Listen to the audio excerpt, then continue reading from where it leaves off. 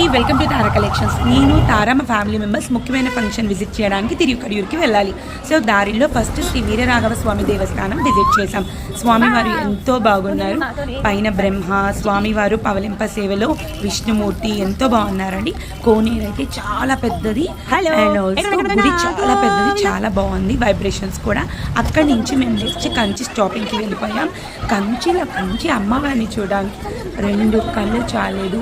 Evening చల్లగా అది పెద్ద ఆర్కిటెక్చర్, వావ్!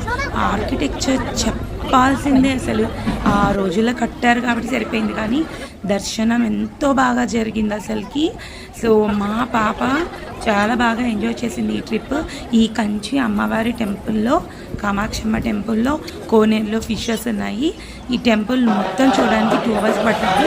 మేము మాత్రం 1 hour అలాగే దర్శనం చేసుకొని 5 నిమిషాలు కూర్చొని